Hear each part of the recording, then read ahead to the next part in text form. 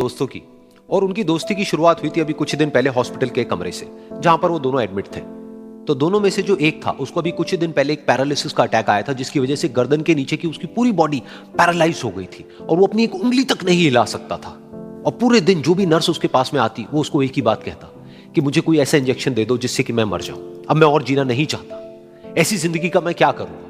तो उसका जो दोस्त था उस कमरे में, क्योंकि वो चल फिर सकता था, तो रोज सुबह और रोज शाम को उस कमरे में एक खिड़की थी, उसके पास में जाकर के खड़ा हो जाता और अपने दोस्त को बताता कि उस खिड़की के बाहर क्या चल रहा है। बिल्कुल नीला आसमान है, सफेद बादल है, हल्की हल्की हवा चल रही है और कुछ पंछी उड़ रहे हैं। एक बहुत ही सुंदर बीच है जहां पर कुछ बच्चे मिट्टी के घरौंदे बना रहे हैं।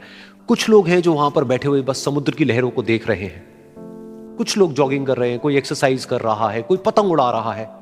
वहां पर एक आइसक्रीम की स्टॉल है जहां पर कुछ लोग आकर के आइसक्रीम खा रहे हैं। और सनसेट के टाइम पे जो पानी है वो पूरा गोल्डन हो जाता है और चमकने लगता है।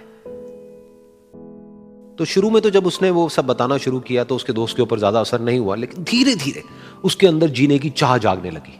अब वो सुबह का इंतजार करने लगा कि जल्दी से सुबह हो और मेरा दोस्त मुझे बताए कि आज यहां पर क्या हो रहा है। कुछ दिन तक ऐसे ही चलता रहा। फिर एक दिन जब वो सुबह उठा तो उसने देखा कि सामने वाला बेड खाली है। फिर उसने नर्स को बुलाया और उससे पूछा कि क्या वो डिस्चार्ज हो गया है। तो नर्स ने कहा कि आपको तो उन्होंने बताया होगा, उनके पास कुछ ही दिन बाकी थे और कल रात को ही उनकी डेथ हो गई है। ये सुन करके उसके अंदर की उम्मीद पूरी तरह से टूट गई, क्योंकि सिर्फ उसका दोस्त ही था जिसने उसको बाहर की दुनिया से जोड़ा हुआ था, जिसकी वजह से वो जान पाता था कि बाहर क्या हो रहा है और ये दुनिया कितनी खूबसूरत है। तो कुछ दिन तक तो वो रोता रहा और उसने जीने की चाह छोड़ दी। लेकिन दूसरी ही तरफ से उसके अंदर कहीं ना कहीं एक नई चाह पैदा हुई कि काश मरने से पहले एक बार मैं खुद अपनी आंखों से देखूं इस खिड़की के बाहर कि दुनिया कैसी है। जैसे जैसे उसकी ये चाह बढ़ने लगी, उसको अपने अंदर एक अजीब सी एनर्जी महसूस होने लगी। और फिर एक दिन उसने अपनी पूरी ताकत लगा दी और किसी तरीके से वो बेड से नीचे गिरा और पकड़ पकड़ करके किसी तरह से उस खिड़की तक पहुंचा। फिर उस खिड़की को पकड़ करके वो खड़ा हुआ और खिड़की के बाहर देख लिया।